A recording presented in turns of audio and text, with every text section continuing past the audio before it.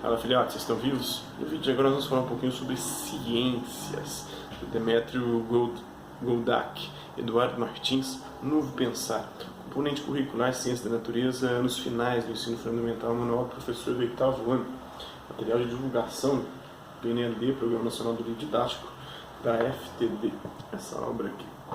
Um pouquinho dela vem de encontro ao que nós vamos falar aqui agora, a filosofia de Descartes. Lembrando do método cartesiano, o método cartesiano ele tem 4 regras.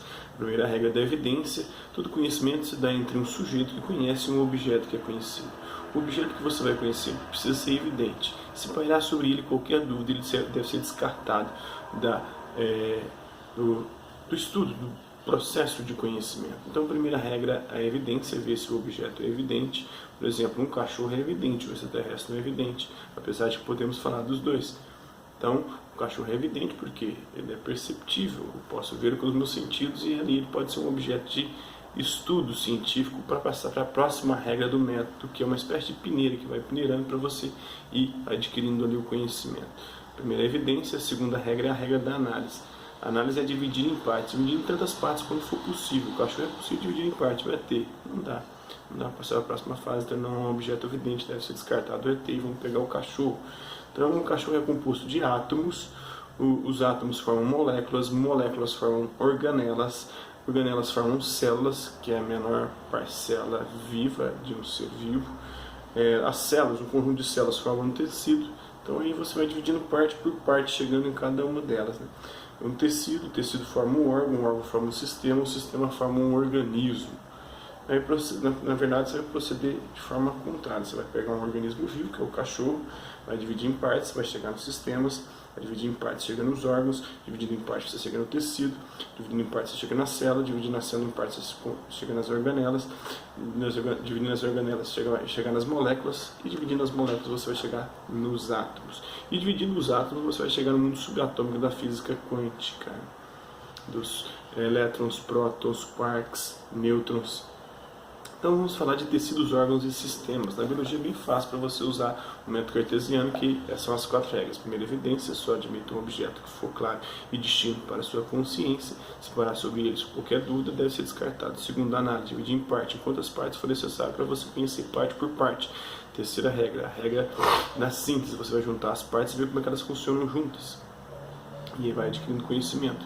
Viu como elas funcionam juntas, você vai fazer a enumeração e a revisão delas, é a 4ª regra do método. E esse processo se faz indefinidamente ao método cartesiano, que é o método utilizado nas ciências, para poder conhecer os objetos, cada qual os seus objetos de estudo. Por exemplo, a biologia estuda os seres vivos, o seu objeto de estudo então são os seres vivos. A química estuda os elementos químicos, então o seu objeto de estudo são os elementos químicos. A física estuda o movimento, estuda o mundo subatômico, então vamos lá ter esses objetos de estudo. A ciência, a sociologia estuda a sociedade, então vamos pegar esse objeto de estudo. Então, no corpo humano existem diferentes níveis de organização, assim células semelhantes que são formadas por átomos, moléculas e organelas trabalham em conjunto, exercendo a mesma função. O estômago, por exemplo, possui milhões de células que o revestem inteiramente e produzem o suco gástrico, formado por ácido clorídrico e enzimas. Mas o estômago é formado também por outros tipos de célula, como as células alongadas e resistentes, responsáveis pelas contrações que permitem a movimentação do alimento em seu interior. O grupo de células diferenciadas dotadas de propriedades semelhantes constituem os tecidos. No estômago, as células que produzem o suco gástrico formam em conjunto o tecido secretor, enquanto as células alongadas e resistentes constituem o tecido muscular. Portanto, o estômago é um órgão formado de tecidos. Os órgãos, por sua vez, formam grupos chamados sistemas. Dizemos, por exemplo, que o estômago faz parte do sistema digestório, juntamente com os outros órgãos do tubo digestório, além de outros órgãos associados, como as glândulas salivares, o fígado e o pâncreas. Os órgãos de um sistema cooperam para a realização de uma mesma função. O organismo humano é constituído pelos sistemas digestório, respiratório, cardiovascular, urinário, nervoso, esquelético, articular, muscular e genital, e também pelas glândulas e pelos órgãos dos sentidos. Dos átomos aos sistemas, o corpo humano é constituído de conjuntos estruturais e funcionais interrelacionados. Os sistemas se mantêm interligados, fazendo do organismo um todo.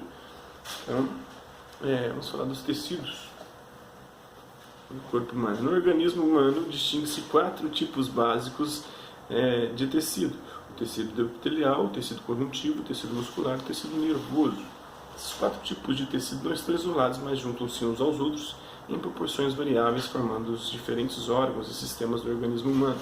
As glândulas sudoríferas eram, na antiga nomenclatura, conhecidas como glândulas sudoríparas. Os elementos da imagem abaixo, temos o epitélio, a lâmina basal de natureza proteica, o epitélio estratificado, a lâmina basal, capilar sanguíneo, o endotélio, a representação de variedades do tecido epitelial, histologia básica. O tecido epitelial, ele faz o revestimento interno e externo dos órgãos e compõe as glândulas. Todas as células que se agrupam sem deixar espaço entre si, com a função de revestir o corpo e os órgãos interna e externamente. Isso constitui o tecido epitelial. O tecido epitelial, ou simplesmente epitélio, pode ser simples ou estratificado. No primeiro caso, é formado por uma só camada de células achatadas, cúbicas ou prismáticas. No segundo, é formado por várias camadas de células. O revestimento interno dos vasos sanguíneos, por exemplo, é constituído por um epitélio simples, que recebe o nome de endotélio. Já a epiderme da pele é constituída de um epitélio estratificado. O revestimento do tubo digestório, das vias respiratórias e urogenitais é feito de tecido epitelial. O epitélio, que reveste internamente os órgãos ocos, forma, juntamente com o tecido conjuntivo, uma membrana denominada mucosa. Assim temos, por exemplo, as mucosas bucal, nasal, gástrica do estômago, intestinal e vaginal, da periquita, né?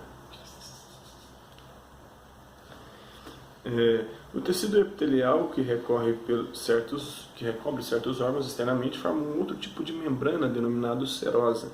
Assim temos as pleuras serosas, que envolvem os pulmões, o pericárdio serosa, que envolve o miocárdio, o músculo do coração, e o peritônio serosa, que envolve o intestino. O tecido epitelial pode se diferenciar em tecido glandular, quando suas células secretam substâncias. As glândulas podem ser de secreção externa ou exócrina, quando seus produtos saem do corpo ou caem no tubo digestório, e de secreção interna ou endócrina, quando seus produtos são lançados na circulação sanguínea e vão atuar em outros órgãos do corpo. São exemplos de glândulas exócrinas as sudoríferas, as sebáceas, produzem sebo, né? O sudorífero, o suor, as lacrimais e as mamárias, né? Feminino. São glândulas endócrinas, aquelas que lançam hormônios, seus produtos, na corrente sanguínea, como a hipófise, a tireoide, as paratireoides e outras. Algumas glândulas são mistas, pois apresentam funções exócrina e endócrina. É o caso do pâncreas. Seu suco pancreático é lançado no intestino delgado pelo ducto pancreático e seus hormônios, a insulina e o glucagon, são lançados diretamente no sangue. Então, as bolinhas representam o produto das glândulas: epitélio, porção secretora, capilar sanguíneo, epitélio, canal ou duto. Então, isso é um pouquinho aí de ciências. O método científico, que foi muito inspirado no método cartesiano, nós já falamos aqui, e espero que vocês tenham gostado do vídeo. Quem curtiu, dá um like, quem não curtiu, dá um dislike. Quem se interessar pelo conteúdo do canal, é só se inscrever, ativar o sininho e aguardar os próximos vídeos e as próximas notificações. Vou mostrar aqui as imagens para vocês. Do átomo até o organismo. E aqui os tecidos epiteliais, né?